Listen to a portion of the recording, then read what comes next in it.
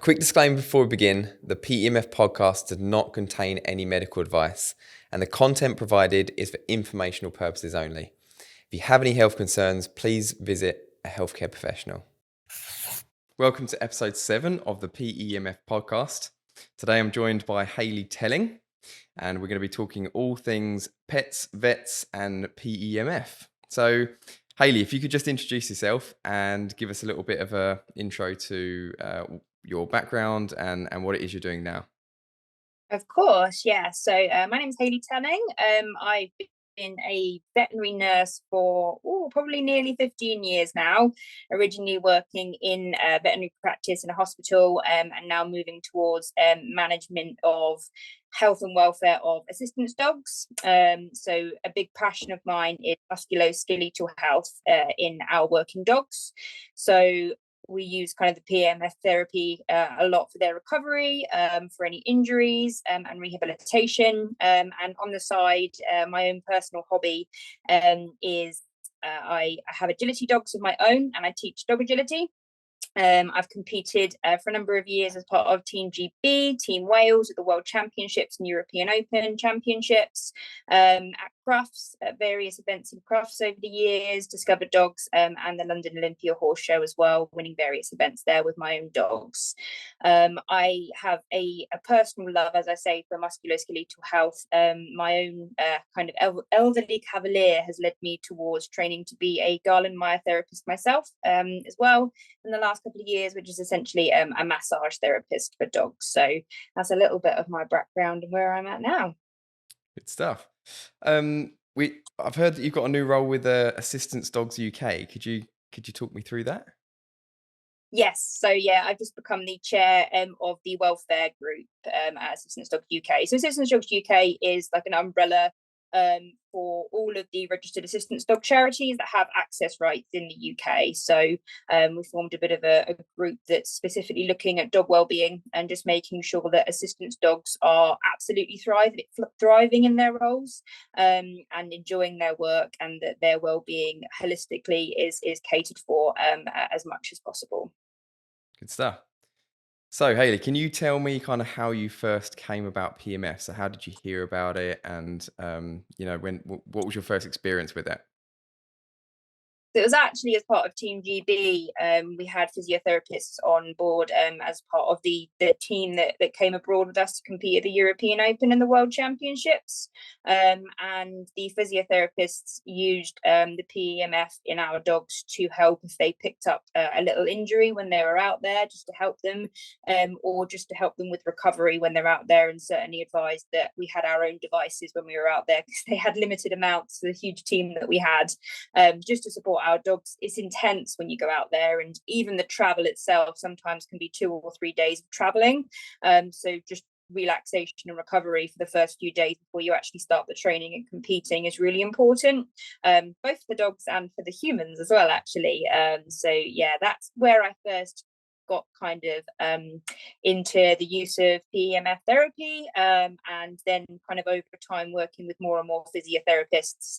It was certainly something that they were advising we used in the assistance dogs world. Our dogs, if they picked up little injuries, it was something between physiotherapy sessions that we could put in place to help them with rehabilitation, make sure they rehabilitated properly and fully before we expected them to be going back to any kind of work.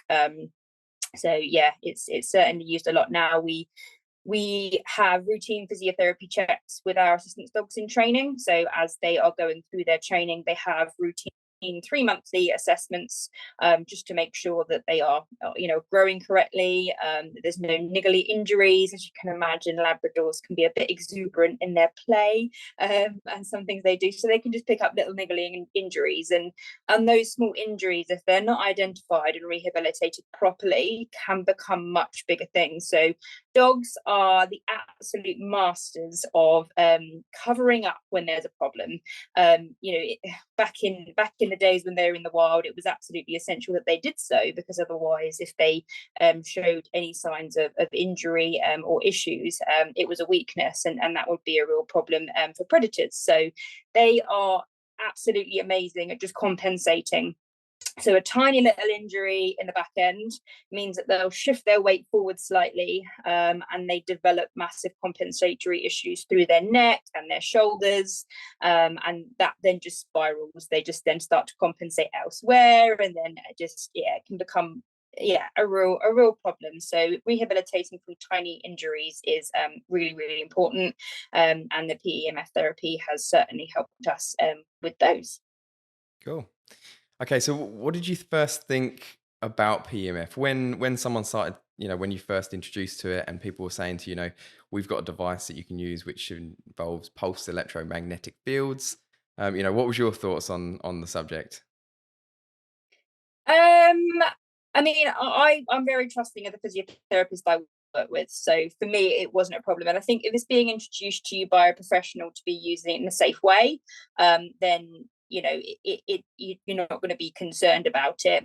Certainly when it's being proposed forwards to more of a kind of company or like a charity such as the Assistant Dogs World that I work with, you're looking more for the evidence base around it, which with these sorts of things there's minimal amounts, but there is some that we can put forwards for that. So that certainly helps is having that bit of evidence base behind it. But for me, I think it was the thing that gives me confidence is the animal's response to the therapies.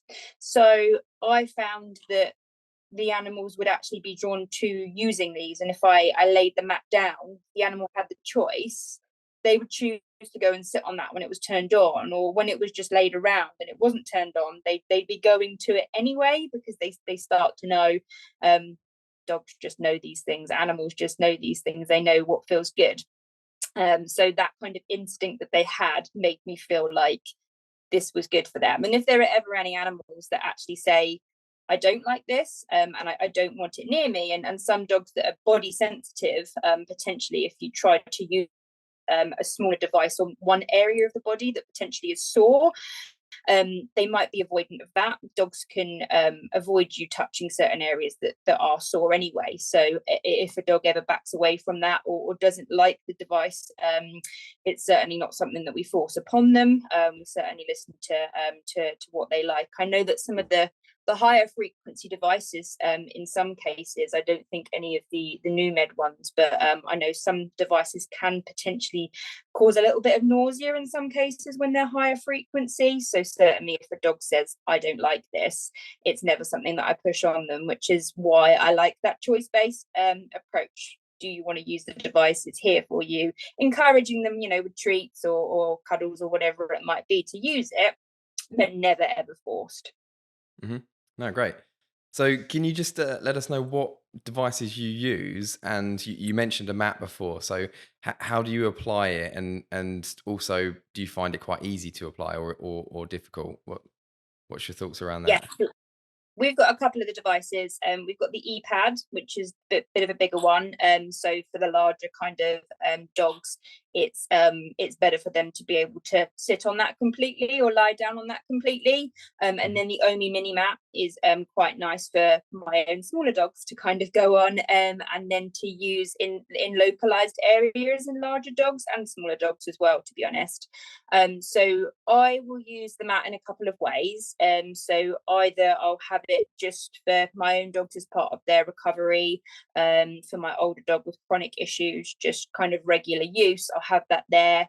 And I will have potentially a blanket over the top of it and just encourage them to go and sit on there. And often they will, and they'll be quite happy. Sometimes when I'm at work, they'll just have it on in the background on their bed, and they'll just be sat on there whilst it's going on. As a Garland Meyer therapist, I also use it in conjunction with my treatments. So I'll often, at the start of a treatment, especially to help relax the dog, have that on with it underneath a blanket, again, so they don't even know that it's there, and just allow that whilst I'm getting a little bit of gentle hands-on and gentle assessment of what's going on with the dog's musculoskeletal health. And then if there are certain areas that I find that a dog is avoidant of, or I've identified an area of discomfort, I might use the mini mat in a certain location just to help to relax that particular area and help me get a bit more hands-on. So it really depends on the circumstance. You can of course put that in kind of for dogs that are used to having that therapy and they've had it in the past, you could potentially put it in crate or something like that. The two devices that we use at the moment do have to be plugged into the mains, but I have seen now that there's a new device that perhaps doesn't need mains connection, so I probably will be looking at getting one of those, because that would be super handy for traveling abroad, you know, with the dogs that are traveling in the car or the crates or whatever, and potentially to, you know, when you're moving around with the dog, you're not going to have to be near to a hookup point for electric, which would be super handy. So that's one that I might look at for those. Yeah, good stuff. Okay, so you've mentioned a couple of them before, but what are the kind of key issues you see the most with the dogs that you are using PMF therapy for, and their kind of response to it? You know, how quickly do they respond to it? So I can give my own dogs as an example, because I've got a variety. I've got a 13-year-old Cavalier King Charles Spaniel.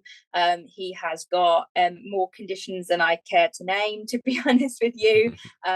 He's got a lot of arthritis. He's got neurological problems, as Cavaliers do get, and he's got a lot of the compensatory issues that I mentioned earlier because of some of those underlying conditions that he has.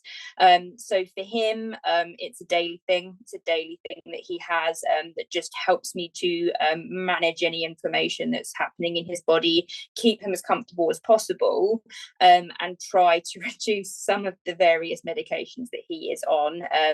You know, he does have good days and bad days, as you would with arthritis expect, and certainly it's not a case that we can stop all of his medications, but it certainly helps to manage his level of chronic pain. So that's a really, really key one that I use. For the dogs that I do massage therapy with, it might be that in between treatments, just to help keep them comfortable, the owner might use the therapy in between my treatments, just to keep any inflammation at bay again. And then with my competing dogs, it's a case of using it for their recovery. And if I pick up that they've got any little areas of tension or niggles, then we might use it more frequently as well in between kind of competitions. And certainly during the off season when they're relaxing more, they'll have it a little bit more frequently then as well. So yeah, various different things that we use it for. And then for myself to recover as well, because competing is hard. Yeah. No, good stuff. It's important to mention, obviously, that PMF is obviously great for humans too. So, um, obviously, animals can't talk to us. So, you know, do you have a method of tracking their progress? There are some nice validated tools that you can use, and it is really tricky because we know that the placebo effect for humans is, you know, it's there, it's strong.